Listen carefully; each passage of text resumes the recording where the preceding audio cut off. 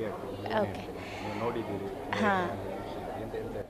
ವಿದುಷಿ ದೀಕ್ಷಾ ತುಂಬ ಖುಷಿ ಆಗ್ತಾ ಇದೆ. 9 ದಿವಸಗಳ ಕಾಲ 216 ಗಂಟೆ ನಿರಂತರವಾಗಿ ಭರತನಾಟ್ಯ ಮಾಡೋದು ಅಂತ ಹೇಳಿದ್ರೆ ಅದು ಸಣ್ಣ ವಿಚಾರ ಅಲ್ವೇ ಅಲ್ಲ. ನಮಗೆ ಒಂದು ದಿನ ನಿದ್ದೆ ಬಿಟ್ಟರೆ ನೆಕ್ಸ್ಟ್ ಡೇ ನಮಗೆ ಸುಸ್ತಾಗುತ್ತೆ, ಆರೋಗ್ಯದಲ್ಲಿ ಏರುಪೇರಾಗುತ್ತೆ. ಆದರೆ ಈಗಲೂ ಕೂಡ ಇವತ್ತು 9ನೇ ದಿವಸ, ಆದರೆ ದೀಕ್ಷಾ ಇವತ್ತಿಗೂ ಕೂಡ ಆ ಫ್ರೆಶ್ನೆಸ್ ಇದೆ ಮುಖದಲ್ಲಿ. ಸಾಧನೆ ಮಾಡಬೇಕು ಅನ್ನೋ ಒಂದು ಆಸೆ ತುಡಿತ ಅವಳಲ್ಲಿದೆ.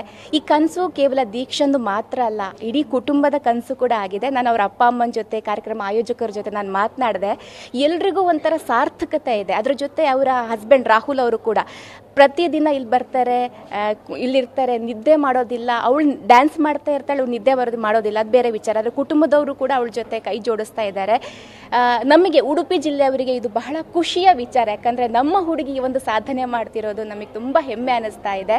ದೀಕ್ಷನ್ ಬಗ್ಗೆ ಹೇಳಬೇಕು ಅಂತ ಹೇಳಿದ್ರೆ, ದೀಕ್ಷಾ ಕೇವಲ ಭರತನಾಟ್ಯಂ ಡ್ಯಾನ್ಸರ್ ಮಾತ್ರ ಅಲ್ಲ, ಅವಳು ವೀಣೆ ನುಡಿಸ್ತಾಳೆ, ಯಕ್ಷಗಾನ ಮಾಡ್ತಾಳೆ, ಭರತನಾಟ್ಯಂ ಕ್ಲಾಸ್ ಕೊಡ್ತಾರೆ. ಹೀಗೆ ತುಂಬ ಅದ್ಭುತ ಕಲಾವಿದ ಇವಳು. ಅವಳು ಹುಟ್ಟಿರೋದೇ ಕಲಾ ಸೇವೆ ಮಾಡೋದಕ್ಕೆ ಅನ್ನೋ ಥರ ಇದೆ. ಆ ಮುಖದಲ್ಲಿರುವಂಥ ಒಂದು ಕಲೆ ಇದೆಯಲ್ಲ, ಭರತನಾಟ್ಯಕ್ಕೆ 100% ಕೊಡ್ತಾ ಇದ್ದಾಳೆ. ಈಗಲೂ ಕೂಡ ನೀವು ಒಳಗೆ ಹೋಗಿ ನೋಡಿದ್ರೆ ಅನಿಸುತ್ತೆ ಈಗ ತಾನೇ ಅವಳು ಸ್ಟಾರ್ಟ್ ಮಾಡಿದಾಳೆ ಡ್ಯಾನ್ಸ್ ಮಾಡೋದಕ್ಕೆ ಅನ್ನೋ ಒಂದು ಫೀಲ್ ಇದೆ ಅವಳು ಮುಖದಲ್ಲಿ. ಬಂದವರು ಯಾರಿಗೂ ಕೂಡ ಅನಿಸ್ತಾ ಇಲ್ಲ ಏನೋ ಇವಳು 9 ದಿವಸ ನಿದ್ದೆ ಬಿಟ್ಟಿದ್ದಾಳೆ ಅಂತ. ಅಷ್ಟು ಖುಷಿ ಆಗುತ್ತೆ ಭರತನಾಟ್ಯಂ ಡ್ಯಾನ್ಸ್ ನೋಡೋದಕ್ಕೆ. Thank you.